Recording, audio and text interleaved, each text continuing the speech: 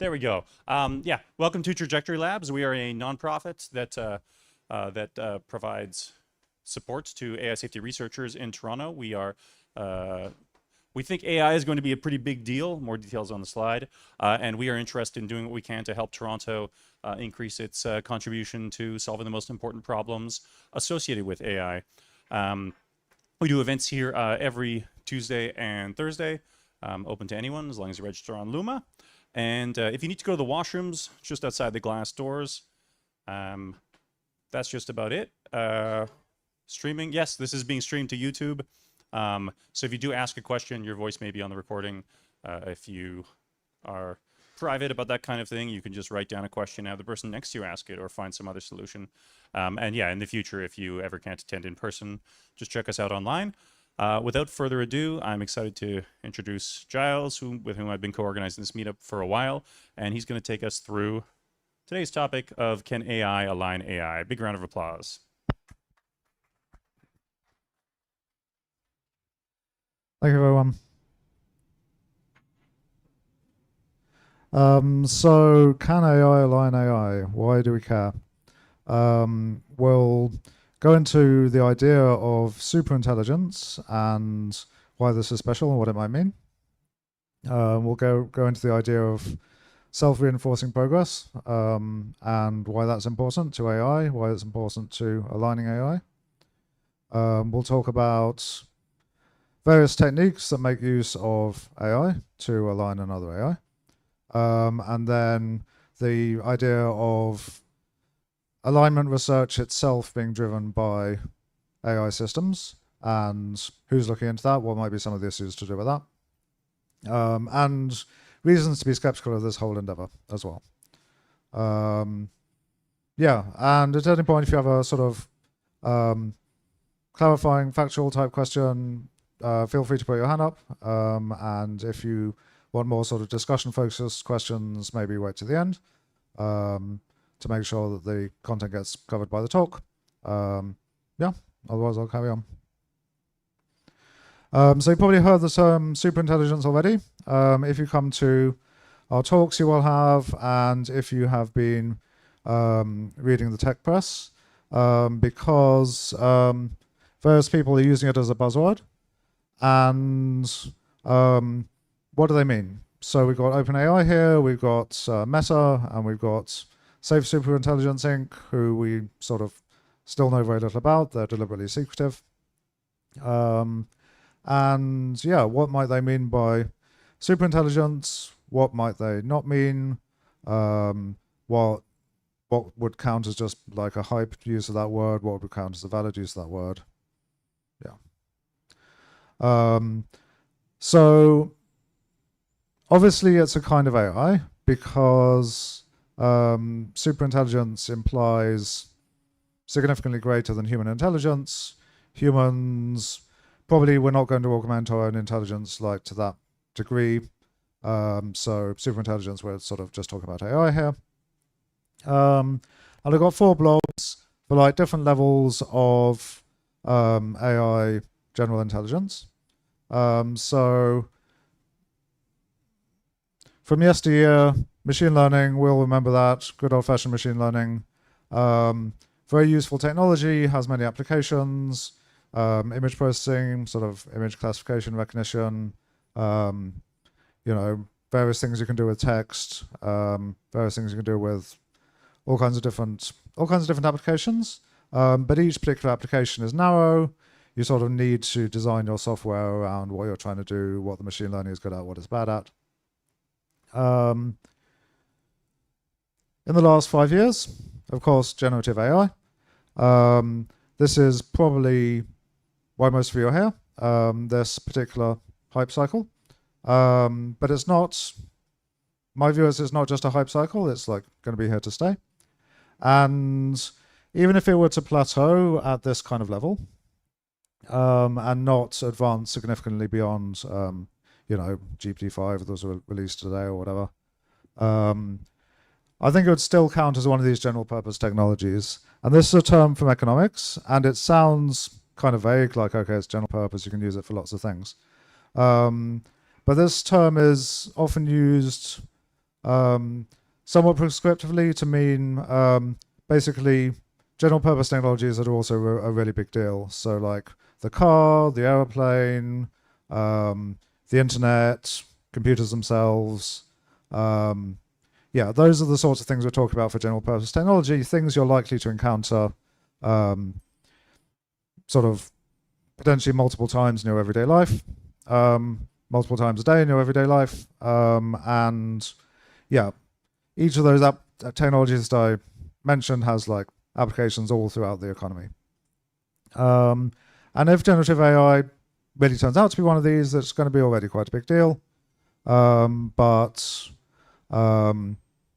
Yeah, it may or may not plateau there.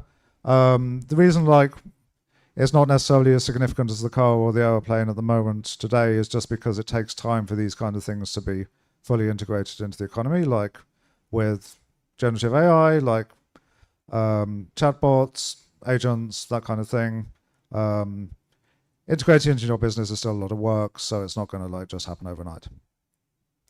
But what about if it doesn't plateau here? And what about if we have AGI, which is going to be defined as like roughly human level general intelligence? I'm not going to try and define general intelligence, but we sort of recognize that our chatbots, they have a lot of capabilities. In some ways, they're smarter than a typical person, but in some ways they're lacking. And one of the ways they're lacking is this this sort of generality of their intelligence. So you can usually find some kind of situation that they'd get stuck in where a human being would be able to figure their way out. And that might be one way to think about it. If somebody invents this, I'd sort of posit it's going to be like as significant as the Industrial Revolution. So, you know, you look around, everything that you see is a product of industry. Your job, the fact that you're here, whatever, probably wouldn't have happened if that hadn't happened. So if we're saying this kind of like somewhat hype term, then, you know, we're saying this is going to be like really, really big deal. And like superintelligence is the next thing, which would be even smarter than human to a significant degree. And what the effect of that's going to be on the world, who knows? And just a reminder, like some of the technologies involved in these different levels of AI. I'm not going to go into all of these in detail, but just a quick note, like you might have heard, you know, agentic AI is going to be the next hype thing, the next generative AI, whatever. I'm putting it as like more of a footnote here. It's sort of a very important application of generative AI. I'm not seeing it as like a whole new level of intelligence itself. In terms of general intelligence, these agent scaffolds help a little bit, but not much. It's more just like adding capabilities, adding integrations with existing systems.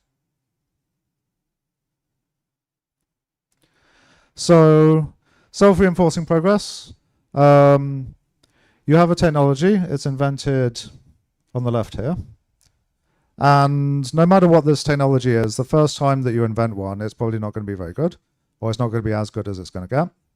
So we have this arrow of progress as people, you know, patent new things, make new inventions, make new tweaks to it, discover applications for it, whatever.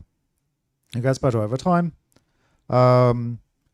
And this is what we're used to, but there are some technologies where it goes a little bit more than that, and we have these sort of self-reinforcing arrows. And does anyone want to suggest a technology where the existence of that technology makes it easier to improve upon it? And don't say AI, because that's boring. Yeah, Savannah.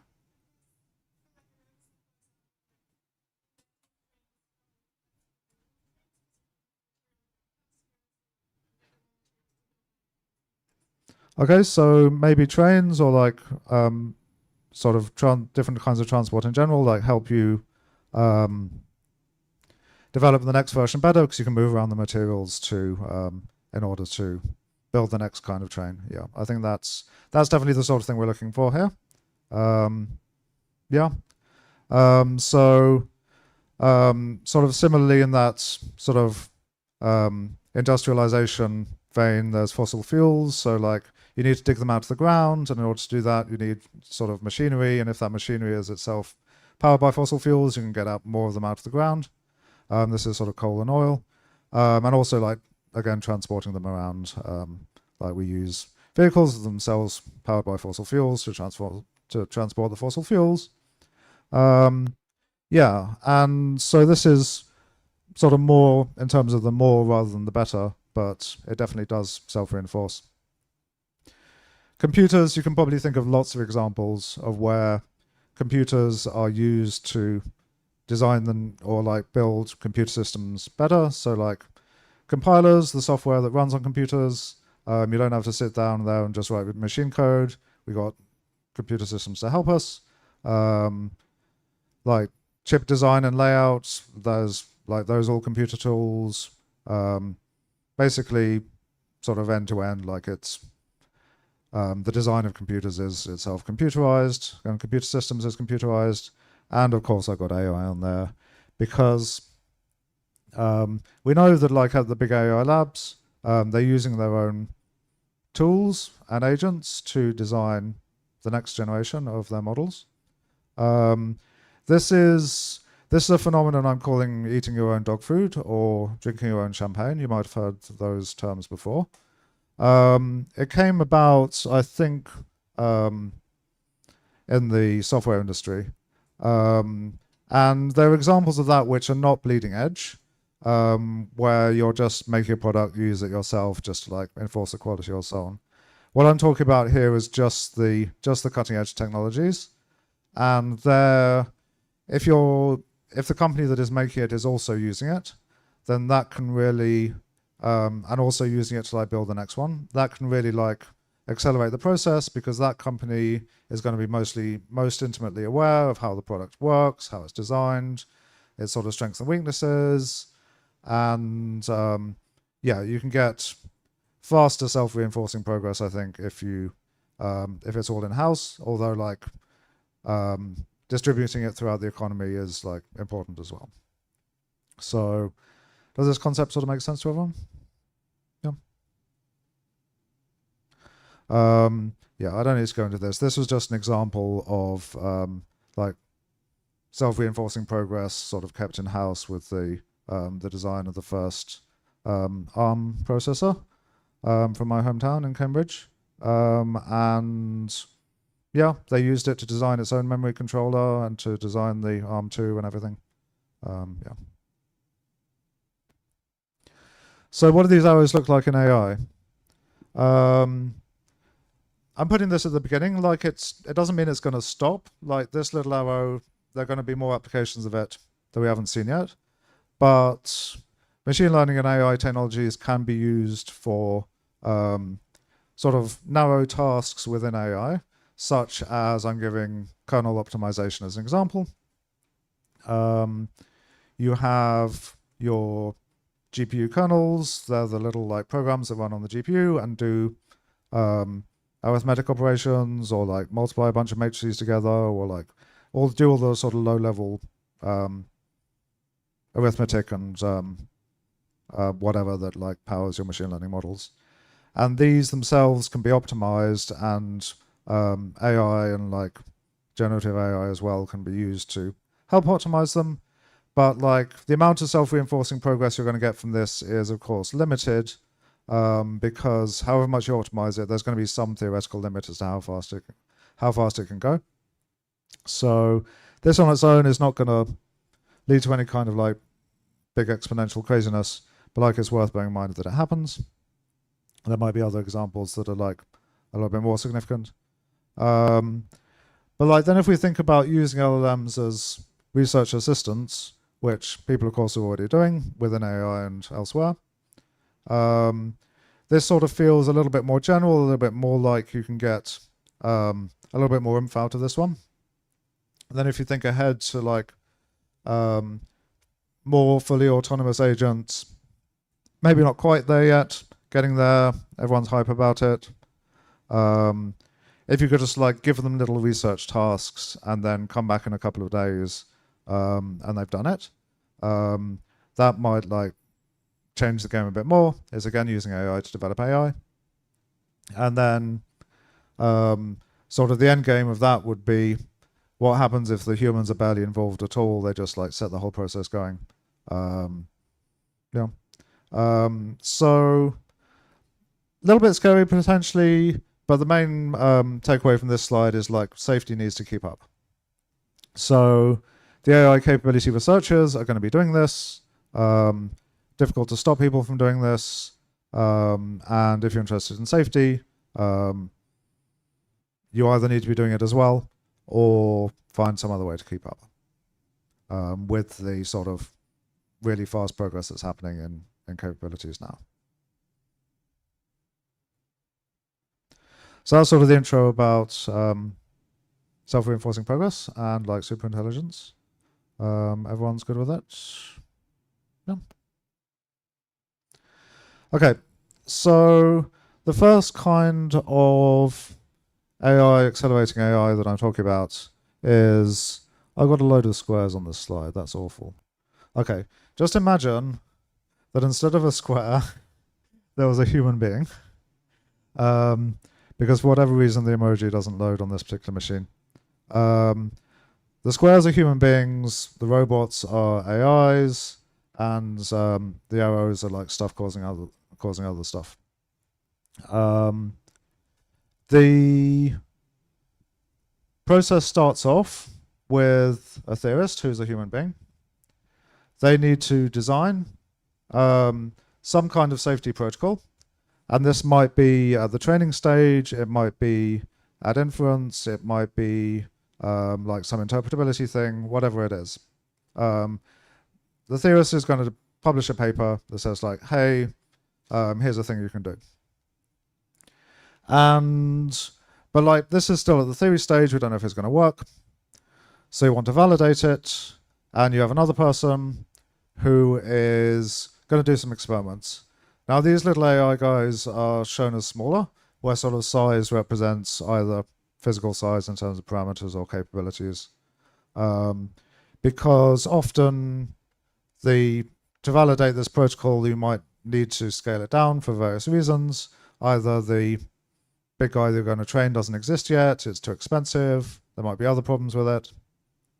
You might be trying to demonstrate alignment, and if you're dealing with potentially superhuman systems, then you don't necessarily know whether they're aligned if they're going to be able to outwit you. So you might want to practice on some smaller ones first, so you can say like, okay, this little tiny guy can align this slightly bigger guy. We might expect this to scale up. We'll talk about some caveats about that later, but yeah.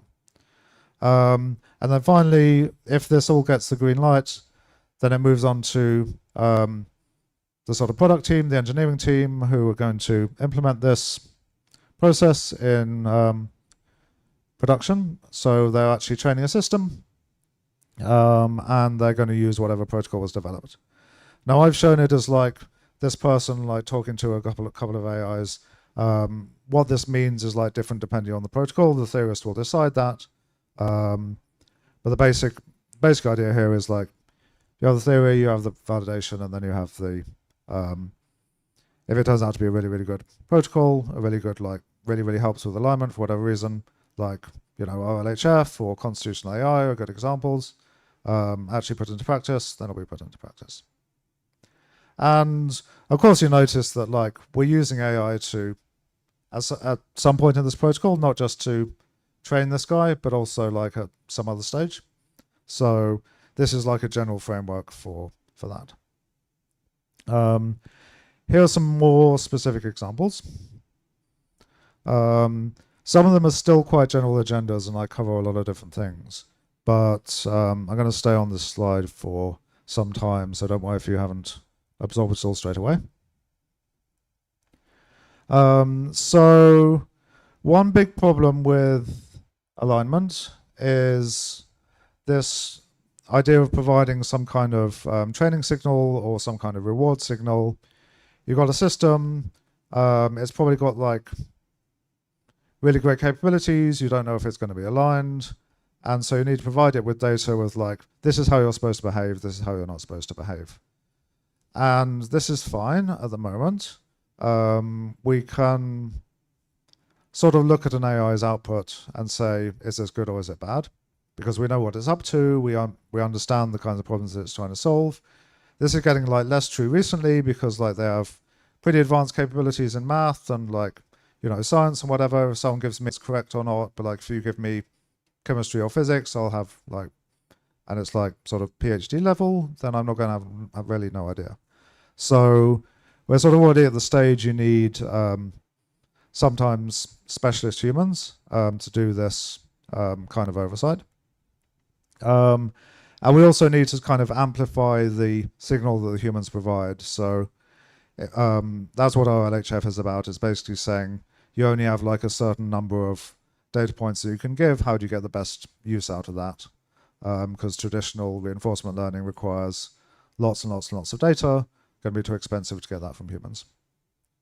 But yeah, once it comes to superhuman level, this is going to be a really big problem because you can no longer find your PhD students to verify all the answers and see what the AI is actually doing, and like in particular, is it going to be dangerous or like that kind of thing. So there are some techniques that aim to deal with this kind of problem. I'll go more into what the difference between them are, but at some point they're going to involve some kind of weaker AI system and a human being or multiple human beings working together in order to provide better training data or make better use of the existing training data to train the next super system to behave the way that you want. There are other areas where it's used as well. I'm not going to go into it much, but interpretability still super important. This is you want to see inside your system. You want to see like how does it work? Why does it come up with the answers that it does? Don't just run it, like figure out why. The sort of things for like aligning advanced AI, why this might be important is to detect deception. So if you like hook me up to some kind of lie detector that can see inside my brain, it's probably going to be harder for me to deceive you than if you just have my words that come out of my mouth. Something similar is true for AI, potentially. There are some issues where if you're training against signals that are sort of extracted from the internals of the model, this effect can like start to diminish, and like it starts treating those internal activations now as just another kind of output. But in general, I think interpretability is like well placed to tackle this kind of deception issue. We're not there yet, but like it's an ongoing thing. Goals.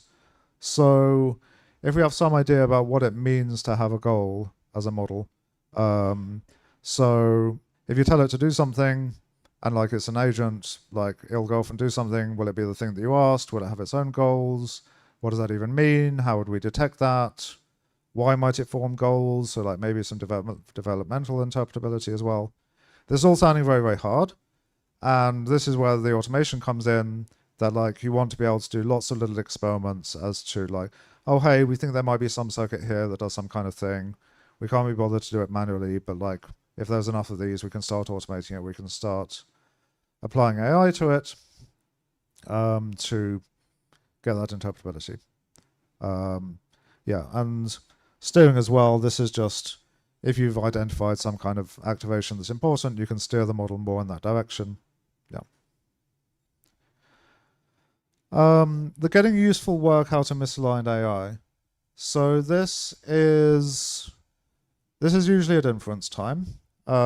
Debate has a training component as well, but basically it's you have an AI that you don't completely trust, but it's all you've got. You still want to get useful work out of it.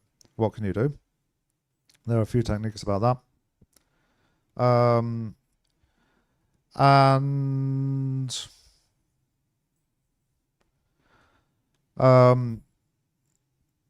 Yeah, control is a big part of that. I'll talk about a little bit more about how the control agenda works.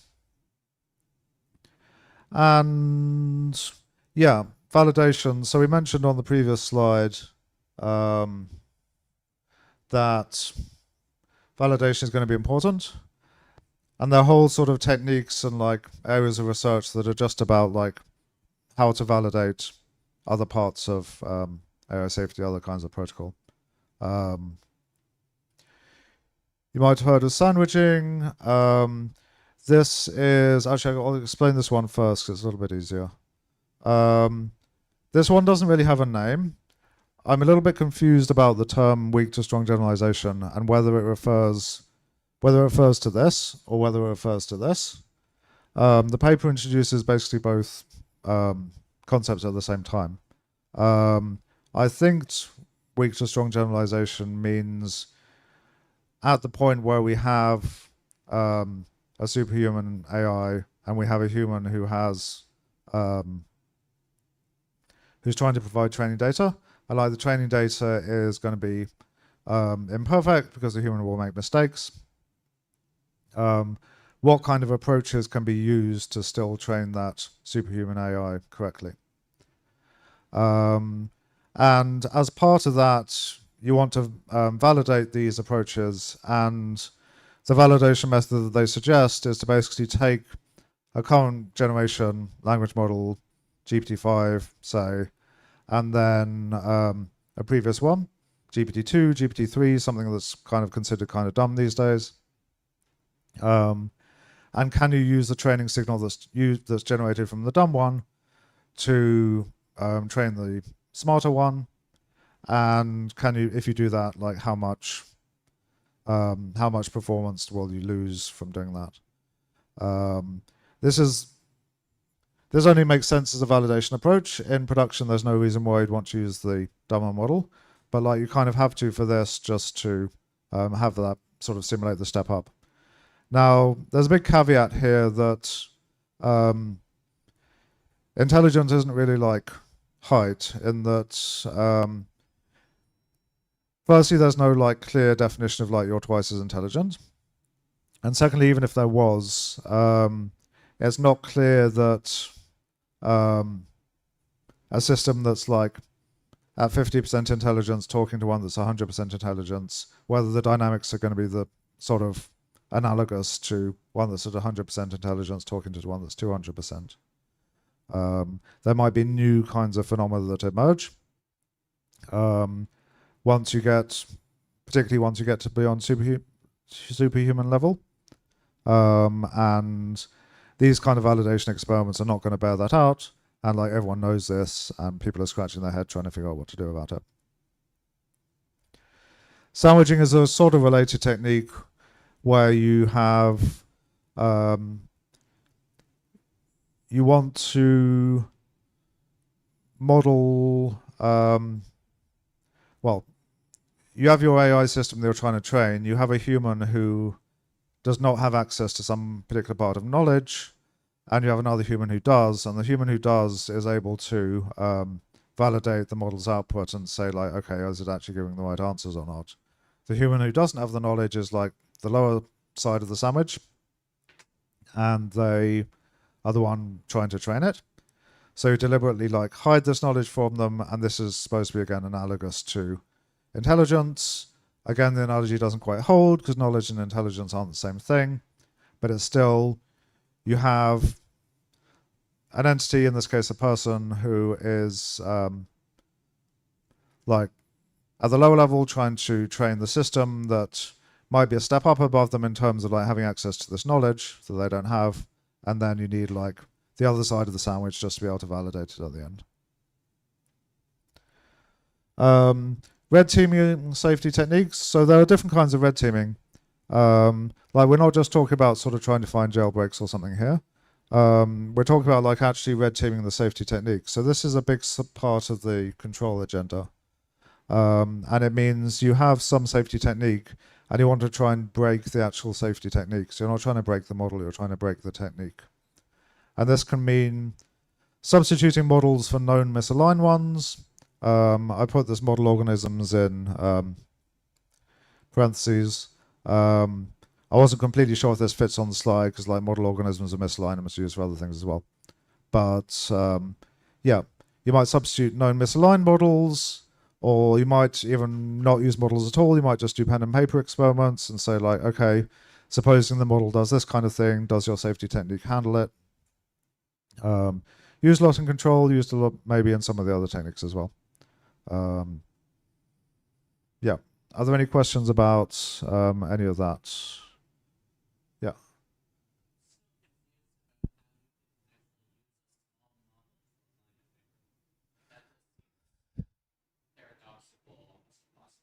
Okay, so we're confused about how we can use a small model to align a bigger one. It almost deserves its own talk, and we have talked about, I think we've talked about weak to strong generalization of one of these talks before. Basically, you can do the naive thing, where you just like train it on the data, and there it's going to learn what you're trying to teach it, but it's also going to learn all your mistakes as well, or will learn some of your mistakes. It'll generalize a little bit, so like as long as your mistakes are kind of sort of random, then like maybe it'll sort of learn what's in the middle rather than learning. But like mistakes aren't random, they tend to be biased, and then it's going to tend to learn those biases, and then you're stuck. So there are other techniques that they tried in this weak to strong generalization paper. I think they tried like doing little steps up at a time. So like you sort of train one that's slightly smarter and then like use that one to provide the signal for the one that's slightly smarter again. It's been a while since I read the paper, so I'm not sure the exact details, but yeah. The validation is important just to make sure that these techniques do make sense. They weren't able to get like as good performance out as they were if it was just like a system training one that's equally smart, but they were able to get like more than just like the naive method of providing the data and then training directly on it. So yeah. Yeah.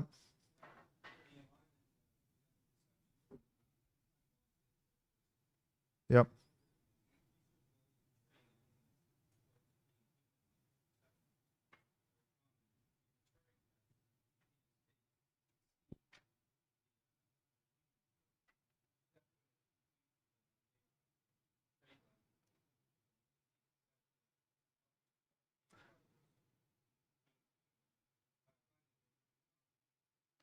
Okay, so the question is, we're training on human or human-generated data. Is that going to basically train in the idea of deception?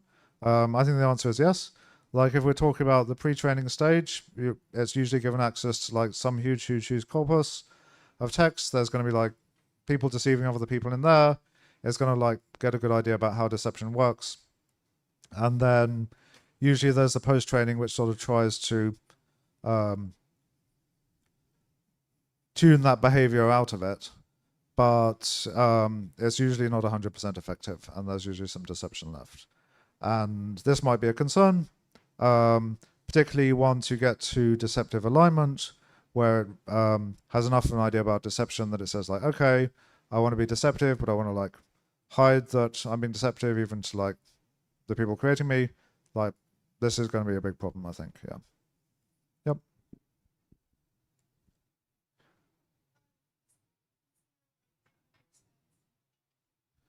An easier way to understand sandwiching. I might be able to bring up a picture for you.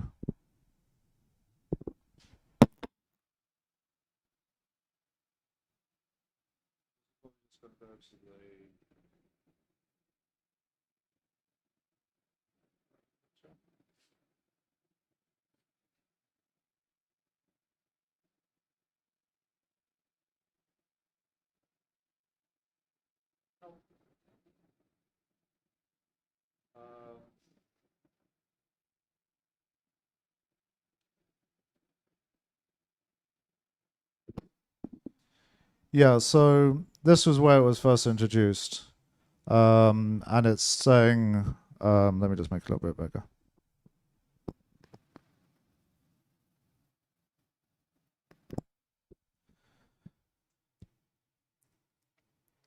So this is, as I said, it's just a validation technique.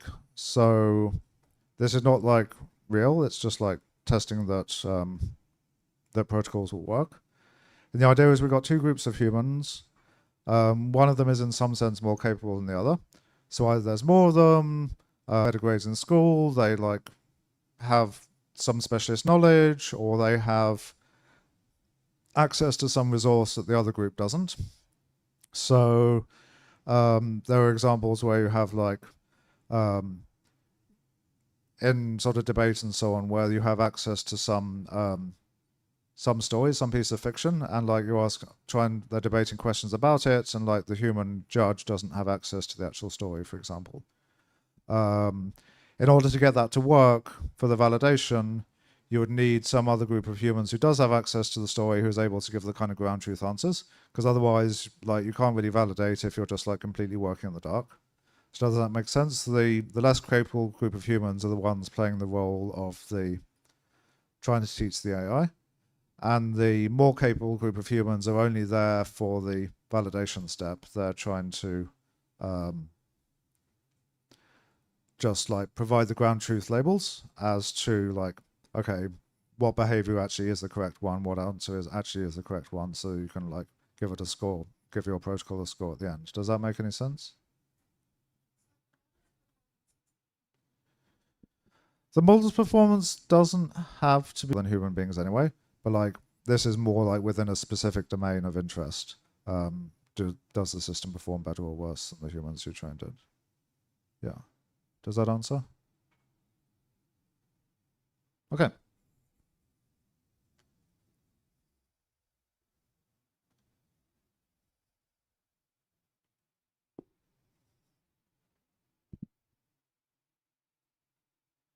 How much do I want to talk about these?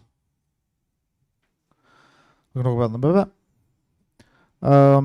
So this is one kind of way of like using an AI. The way I've drawn it here, it's kind of like, remember these boxes are people. In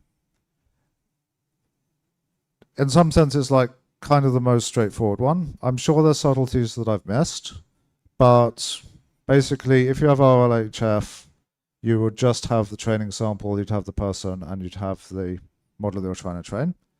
And like a lot of platforms that provide these kind of training data, like they farm them out to crowd workers, and they basically instruct them like, don't use another AI, like we want your human opinion, because otherwise you're going to get just like if you're just recycling AI slop, like the AIs are never going to get smarter. That's not what the companies want. And that's true like for capabilities or for alignment. But what this technique is saying is like, actually, we are going to let the human consult the previous generation model.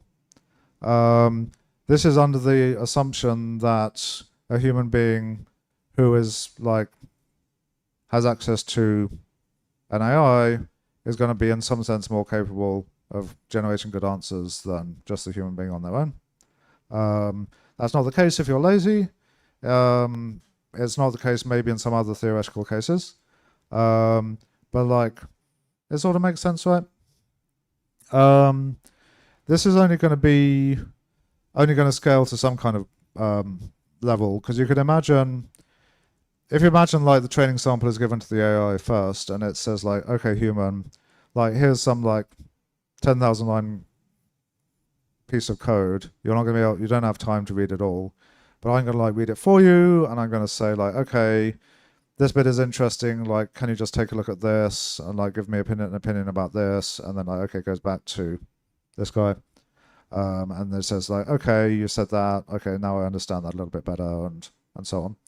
That's sort of how I imagine this sort of thing working, at least in the code example. I don't know, it might be like math or like a science problem or whatever. Or, you know, some kind of ethical dilemma or whatever we're trying to get a training signal on. And yeah, once the problem gets too difficult for the human to solve, even with the AI's help, this kind of thing starts to break down a little bit, because you're basically just like handing it to this little AI here, hoping that it does a good job, and like the human can't really help much. And then like you just have the little one trying to train the big one directly, and you're not really getting much benefit. So like there's, without further adjustments to the protocol, I think this would be like quite a big weakness of this kind of approach. There's another thing which looks a little bit similar, called iterated distillation and amplification. This is not, as I understand it, a reinforcement learning related technique. Basically, what you're trying to do is you're trying to get this AI here to imitate this person here. And the way you get it to imitate it is this distillation step, which is sort of, in this general framework, is left unspecified how it will work, but it's going to probably involve some kind of supervised learning and like maybe other techniques as well. But you give the human a bunch of questions, you get the answer to them, you distill that, and that gives you a model. The model can then be used sort of as a substitute for the human.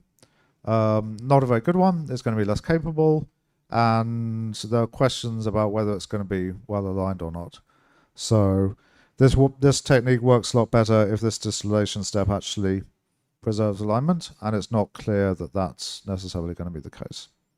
But if it was, you would have this human here. They're then given access to the last iteration of this loop. So you might imagine going around this loop several times in like sort of relatively quick succession over a few months or whatever. And they have access to a little baby copy of themselves, but the human with access to the baby copy of themselves is going to be, again, hopefully more capable than they are on their own. And then distill that again. You end up with a slightly more capable model, feed that one in, iterate it a few times. Where you're going to end up, I think it's likely to plateau. I think you'd need like very good techniques for breaking down questions into smaller parts in order to not sort of plateau fairly quickly, which is why I think this hasn't like really taken off as a technique yet. But yeah, something like this might kind of work. Constitutional AI, actually used by, do you know if anyone else uses this at all? I'm not aware of anyone, but yeah. Invented an Anthropic, and here the main gimmick, not the only gimmick, but the main one.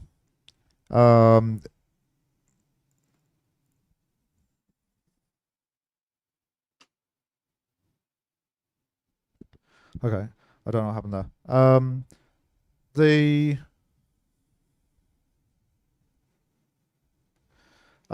Where we previously had a human kind of in charge of the process of providing this data, we now have another AI.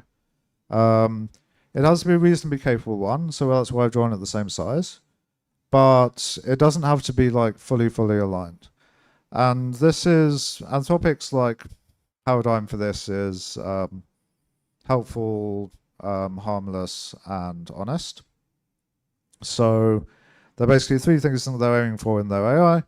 And their opinion, like at least a couple of years ago, was like alignment could be sort of boiled down into these ingredients.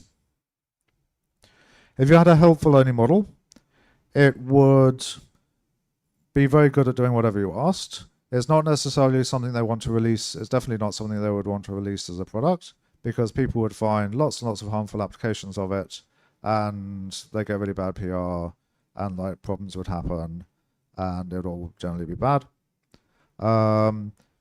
But harmlessness training is not just about programming and refusals. It's also about like there's kind of like a trade. There can be a little bit of a trade-off between helpfulness and harmlessness here, right? If it just like blanket refuses everything, then it's sort of maximally harmless, but it's also completely unhelpful. If it does everything, it's the opposite. But there are ways it can like partially comply with requests, or like get more information about what the person's use case is or whatever, and like still maintain that harmlessness and actually be a lot more helpful. And Anthropic found that this kind of like approach is quite useful for that. So it's RLAIF. reinforcement learning from AI feedback, because here we have an AI who's providing the training data.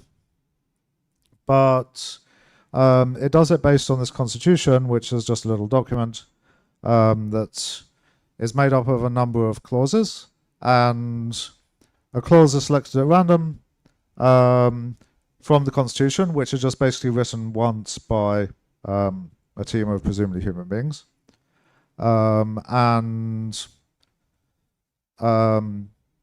Yeah, it will select like which training sample is better based on what the constitution says. And because it's trained, this one is already helpful, it will like somehow still be quite good at giving the right answers. There are a couple of concerns about this. First, you need to have already trained your helpful only model.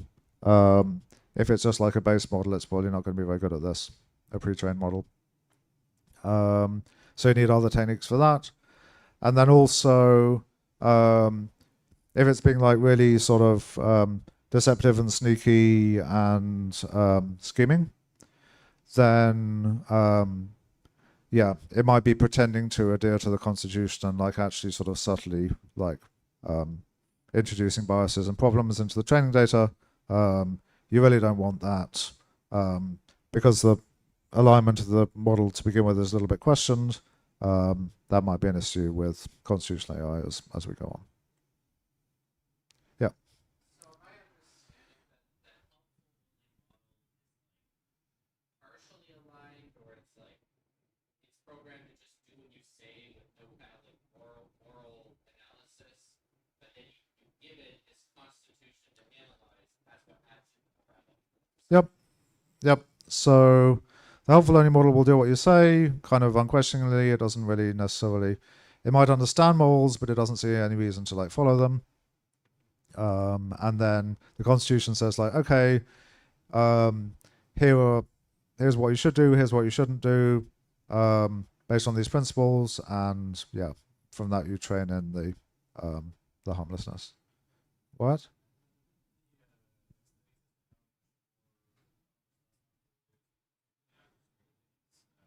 I think in the paper they do look into the original paper. They do look into alternatives and like, I think it's not just that it's like more harmless, but it's like better on the like helpfulness harmlessness trade-off curve is like the big thing about this. So, I think closer to 20% than 100%, but yeah.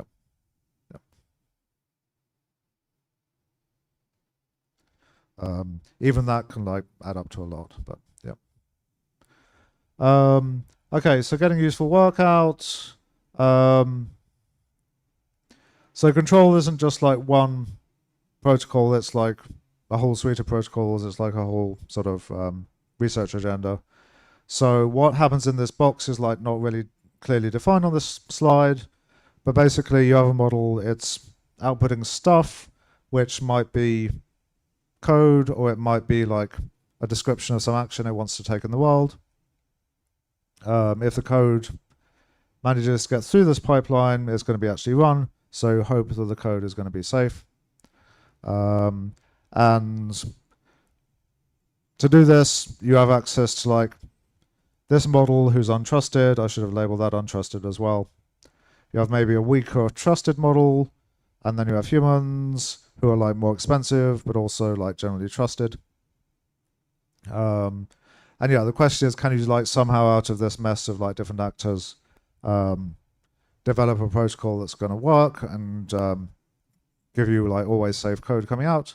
Seems like that untrusted model is going to be like unhelpful. You don't want that anywhere near. It seems like this one's going to be too weak. It seems like the humans are going to be too busy. But they did manage to come up with like some ideas for protocols. I won't go into them, but yeah, ways you can use these different systems you have available. And basically, if this thing is acting at all rationally, then it says like, okay, one protocol might be like the human only checks a small percentage of the outputs. And it's like, okay, it doesn't want to get caught, because if it gets caught, then it's like going to be shut off. But on the other hand, it's if it's misaligned, it still wants like the misaligned goal to happen. So like what percentage of misaligned or what percentage of dangerous outputs makes sense for this guy? This is sort of the red teaming approach. Given that the human being is going to like sample some subset of them, and then like you can have like more complicated protocols that bring in like the trusted model and the untrusted model as well. This is again like a whole topic. We've had other talks about it. Really interesting, but yeah. One caveat, probably not going to work for superintelligence. If this guy can think of like strategies that we can't think of during the red teaming, then this becomes a lot less useful. Where it may be useful is training that kind of intermediate AI that itself is going to help train the superintelligence. I think for that, control still makes a lot of sense. So in all the other slides where we have these helper AIs, you could imagine those helper AIs wrapped in this kind of control protocol just to make them a little bit more useful, even if their alignment is under question. Debate, another way of dealing with potentially untrustworthy or dishonest models, is they give answers to questions, you smash it into this debate protocol, there might be more back and forths, you get some answer coming out, and then like either a human or an LLM or a team of them judge it. Again, what this protocol looks like, I'm not going to go into, but yeah. There are questions here as well, like, okay, just because they're debating each other and like one of them seems to be more convincing, does it actually mean that that it's the right answer? Not all of the time. What you can do is you can do RL training, because this is now basically a zero-sum game, like chess or Go, that we know that reinforcement learning is really good at. You can do this kind of RL training, and the question is like, does this actually lead to truth-seeking, or does it just like lead to AIs that are really good at like being deceptive and manipulative, and like what kind of protocols are going to lead to like one or the other kind of outcome? I think is still like needs research. And again, if they're super intelligent, questionable how useful this would be, but potentially we can still get like useful results from like a little bit further up the intelligence hierarchy than we would without debate. So yeah. The last section is just fairly quick, and we talk about like research driven by AI. So here we have the same kind of picture we had before. But this theorist has now been replaced by an AI, and the protocol validator potentially as well. This is the most important one, because this is the one kind of like kicking off and orchestrating the process. So why would we want to do this? The idea is that like as these protocols get more complicated, and potentially like I was mentioning, a lot of them have like weaknesses, and like maybe this other thing can like sort of fill in one of the weaknesses. That's basically just designing a more complex protocol. That is something that at some point you could imagine starting to automate. And it's not the only part of AI safety research. Like you could imagine like some kind of golden future where these guys can come up with entirely new safety agendas we haven't even thought of yet. But that's a little bit pie in the sky, and it's probably, to begin with at least, it's going to be like something more concrete. And this is like sort of how I envision that.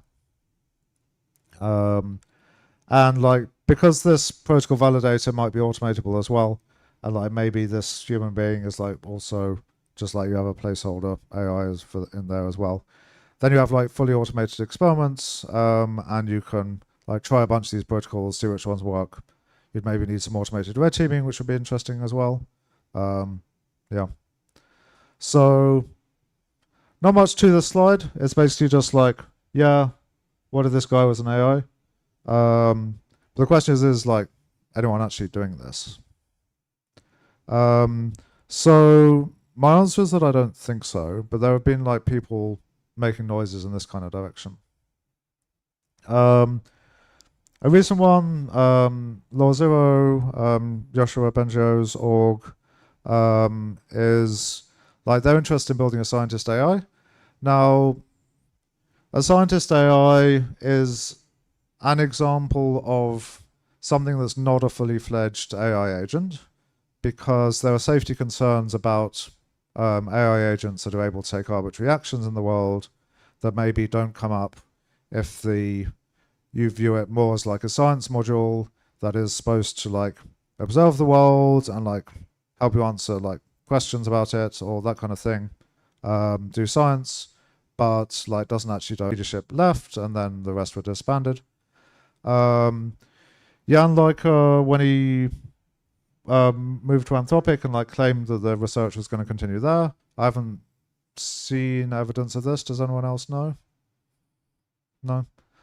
So it may or may not be happening in like maybe reduced form at Anthropic. We're not really sure. This was where the weak to strong generalization came from, which was not this. It wasn't like invented by an AI, but it was like this. It was, making use of weaker AIs in order to help train stronger ones. So like one step along the way. And that's sort of all they really managed to come up with, I think, before they disbanded. Not aware of other research. A little bit of a shame. Cyborgism. So this is like kind of a bad name because it sounds like sort of implants and that kind of thing. It doesn't mean that. It means basically just trying to develop really, really good tooling to help specifically AI safety researchers do their job. This was like, people made a bit of noise about this a few years ago, but like, again, that agenda seems to have like somewhat moved off the radar. I'm sure there are still people into it, but it's not like the hot thing right now. I think like generally as tools get better, people should stay up to speed with them and make the best use of them. The question about this cyborgism agenda is like, how much should we invest in tooling that's going to give AI safety researchers some kind of advantage specifically? And I think the answer is going to be greater than zero, but like maybe it's not something we go all in on. So yeah. Yeah, any questions about any of those ones? No. So just a few reasons to be skeptical. I've been reasonably skeptical throughout, so this shouldn't be anything too new. Yeah. The industry at the moment is definitely leading the way in terms of capabilities, research, and does quite a lot of the safety research as well. I don't know about the majority of it, but it like does, Anthropic and so on, churn out a lot of papers in AI safety. But it's not really, they're not really about superintelligence and aligning that. Once OpenAI's super alignment team disappeared, like the industry enthusiasm has like somewhat driven up.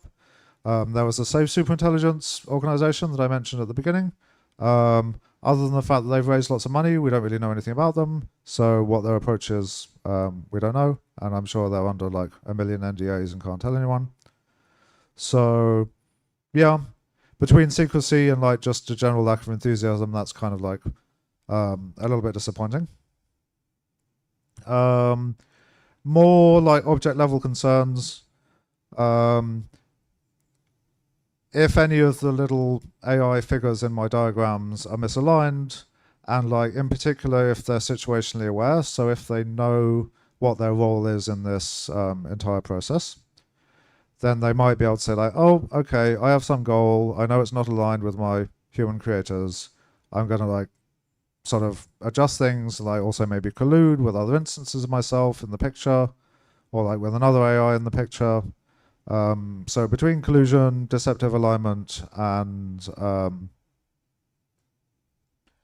situational awareness, it's going to be a problem. We're going to have AIs that seem to be aligned. Are they up to some kind of mischief behind the scenes? Who knows? So yeah, we sort of need to solve alignment before we can solve the super alignment, but we're not even there yet. So, yeah. Is that a showstopper problem? Can we use something like control or debate or formal verification or like any of those kind of techniques for like squeezing a little bit more use out of those in-between AIs, maybe? Yeah, and of course the superintelligence brings unknown unknowns. We can imagine what an entity that is like more capable than a human being might do. Once it comes to like greater general intelligence, it can come up with like new strategies. It might be like, I don't know, super persuasive. It might be, yeah, I don't know. Just like superintelligence is like really, really difficult to think about because we haven't had any experience with it, and it's sort of by definition it's going to come up with like strategies that we haven't thought of. So yeah, unknown unknowns there. There's still work you can do. Like you can do game theory and say like it doesn't really matter how smart this agent is. It like has an optimal strategy in a particular setup. But like, is it going to upset the game board somehow? Who knows? So we can't necessarily test for them ahead of time in the lab because until someone builds a superintelligence, we don't have anything to play with. You can't simulate a superintelligence the way you can simulate a nuclear bomb, because if you simulate a superintelligence like that, that just is a superintelligence. And yeah, theoretical groundwork also still kind of patchy. Yeah, so I think these are all big challenges with the alignment problem in general, and like also specifically with trying to use AI to solve it. Yeah, that's all. So these QR codes, if you're not already on the AIGS Canada Slack,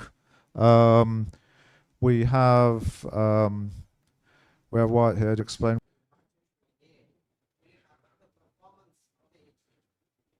So will it affect the performance of the AGI if, I mean, constitutional AI is like a technique. It's like part of the training of like any AI system. It might be an AGI, it might be like current level AI systems. I think, yeah, there might be conflicts between if you have some kind of like inner misalignment or whatever, and this guy has its own goals, and they conflict with the Constitution. I think that would be a problem. Is that what you're asking? Or yeah. So yeah, this helpful only is like quite load bearing here. If it's actually not helpful in some particular domain, if it's like doing the exact opposite of what we want, then this constitutional AI sort of starts to fall down. It's really surprising that it works as well as it does. But yeah, I think yeah, we should be concerned about models that seem deceptively aligned, but are actually, you know, alignment faking, or otherwise deceptive, or like otherwise just generally misaligned. Filling this role here, because yeah, they might just completely disobey some of the commands in the Constitution, and then nothing we can do with. Well, there are things we can do to stop it, like we could put in monitoring. We could put in like some kind of control thing where it's like, okay, you have some other system that like looks at like 1% of the answers and like sees if they're obviously incorrect, and then if it is, then we can shut it down and restart it, or like do some other intervention. Yeah, there's things we can do, but like none of it's foolproof. So yeah. Yep.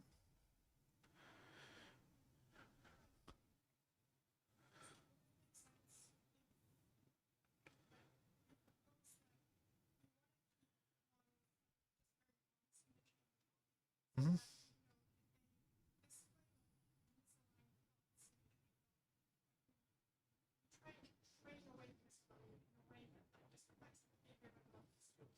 Yep.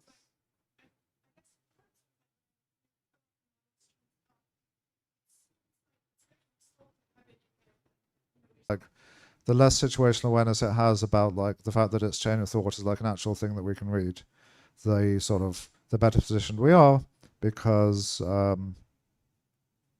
it provides a lot of information about what the model might really be thinking. It's not completely faithful, but training against it, a little bit dangerous. It's like no longer really like thoughts, it's more like speech at that point, because as soon as it's getting feedback about what it's thinking, it's going to start thinking what it thinks we want it to think, rather than like what it's really thinking. So yeah, I think that's a good point. Yep. Yep.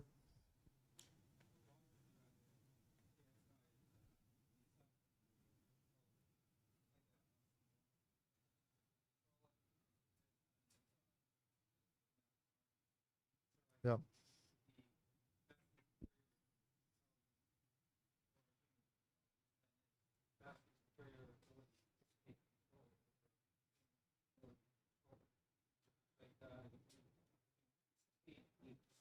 Yep.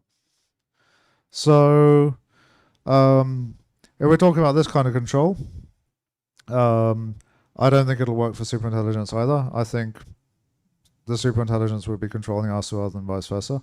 I think this is still useful for sort of potentially getting us there, dealing with the weaker systems. Alignment is a bit different from control.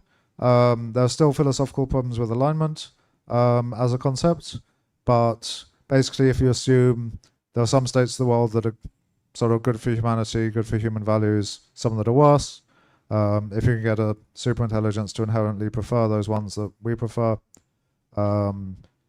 whether that's the model itself or like some agent, some system that contains the model.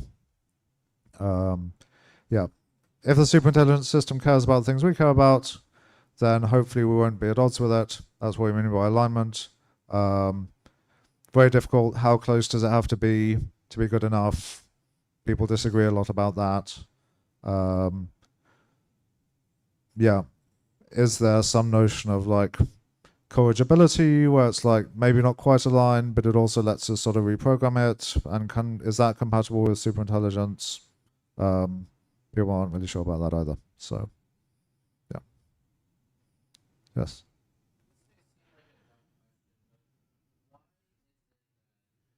If we train a model on human-generated data, won't it embed human morality just by default? Okay, so will it embed human morality just from the training data? I think, empirically it doesn't seem to, right? If you just have like a pre-trained language model, like a base model, it's not going to be morally good all the time. It will like sort of pick some persona from its training data and like start talking like that persona, but it's not necessarily going to be a very moral one. It might be like some really angry, vicious person that it just happens to have picked up on. And all of those personas are sort of still there in the model, even if you fine-tune them, like might be able to sort of weaken them or like reduce their tendency to appear.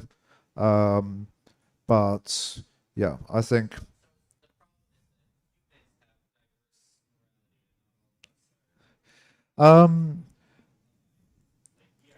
we're not all aligned in our morality, and we don't all necessarily follow our own morality either. So yeah, human behavior is very complex, and you'll see a lot of that in the training data, and it will learn from that. Yeah. Yep.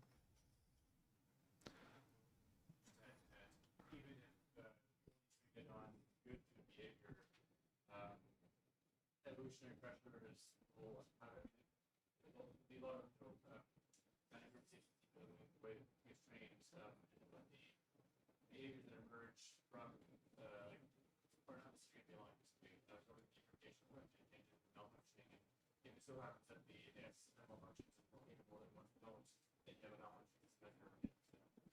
Okay, so yeah, the point here is if you have some kind of ecosystem of agents who are like autonomous, like able to make copies, whatever, able to like reprogram themselves, even if they like start off like really, really moral, if the ones that are more competitive are the ones that are like maybe have some tendencies that we don't like those tendencies will tend to emerge just from evolutionary pressures. Yeah.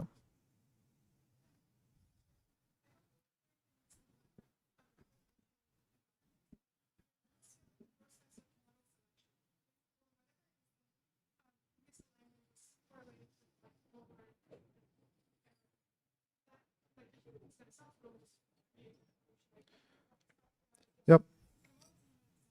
Yep. So full autonomy isn't necessary for evolutionary pressures to make sense in the context of AI. Yep, that's a good point. Good clarification. Yeah.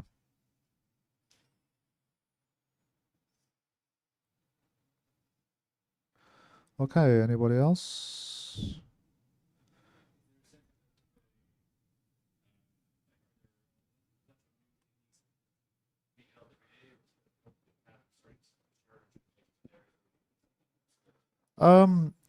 In this area, I don't think it's mature at all. I think like people, there's lots of empirical work on like language models and like how to align those, like current generation. Thinking ahead to like superintelligence, I think it's still a little bit more sparse, still a little bit more, a lot more to think about there. So, yeah. Yep.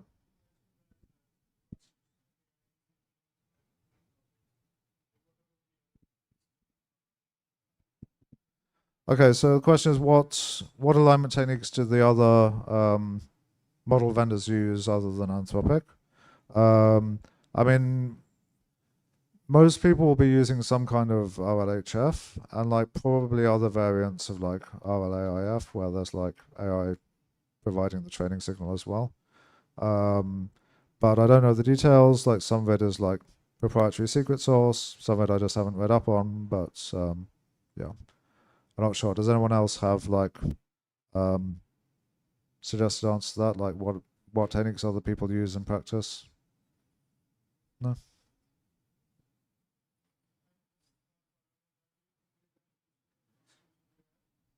Sorry. I think it's like more sort of like not invented here mentality that like Anthropic came up with it, so they want to use it, and like they have the expertise to make it work. It's these alignment techniques are often quite fiddly. They don't just like necessarily completely always work straight out the box. So yeah, because Anthropic have the experience with it, they're able to get like constitutional AI to work really, really well for them. Maybe other model vendors have like other techniques that they've put more investment in, and yeah, they have just that sort of in-house expertise for different things. I don't think there's anything like inherently wrong with it, or like I don't think it's necessarily inherently the best either. But yeah. How do you measure? Is there, can you put it down to a number? Is it like human graders? How do you? Okay, so how do you measure alignment? I mean, there are alignment evaluations where people will pose a bunch of questions to the model or a bunch of tasks and see like, does it behave in the way that the creator of the eval thought was aligned or the way that they thought it was misaligned. But like that's just a number. It doesn't give you like any kind of ground truth alignment. I think like philosophically, I think it's like doesn't necessarily really make sense to put a single number to it. But if we can gather evidence about like, okay, you know, like a G factor for alignment that like we have a bunch of evals models that perform well at one tend to perform well at the other, then it suggests there's something there. But I don't know if we're even at that stage yet. So, yeah.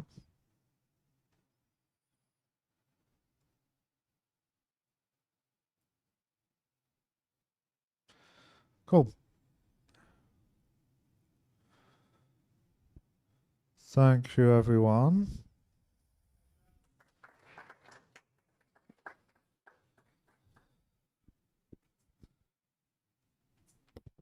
All right, thanks again to Giles. Yeah, if it's your first time here, or if you just haven't done so yet, if you want to keep in touch with us, you can join the AIGS Canada Slack workspace by scanning that QR code, and we're in a newly named channel called Trajectory Labs. if you're confused because you're already in a channel that used to be called the Toronto AI Safety Meetup. But that's us now. And then if you're interested in joining us for future events, we are moving over to Luma as our kind of source of truth for our events going forward. So you can scan that QR code to learn about future events with us. And then since we happen to have AIGS Canada's founder and executive director, do you want to come tell people what it is? See, people sometimes get confused between Trajectory Labs and AIGS Canada. We're two different orgs, so Wyatt's going to tell you what AIGS Canada is. Yeah, we are aligned organizations to, but yeah, AIGS Canada, AI Governance Safety Canada, we are a nonpartisan, not-for-profit, and community of people across the country. So we're kind of like the Redux version is like Trajectory Labs, but across the country. A bunch of different meetups in like Montreal, Vancouver, and elsewhere. So if you're in those towns, or if you know people who are in those places outside of Toronto who want to be part of these conversations, want to attend talks like these, have them sign up at AIGS. And so that's the community side. On the nonprofit side, we do a lot of policy development for what the Canadian government should be doing about AI safety and that kind of stuff. So, yeah. Just one note about the Slack. I don't think it joins that channel by default, so make sure you join it and make sure you keep like stuff that's about these events to the Trajectory Labs channel, or everybody else in AIGS is going to be very confused. So, yeah. Yeah, and you're welcome to hang around, carry on chit-chatting, grab some water, whatever, hang out.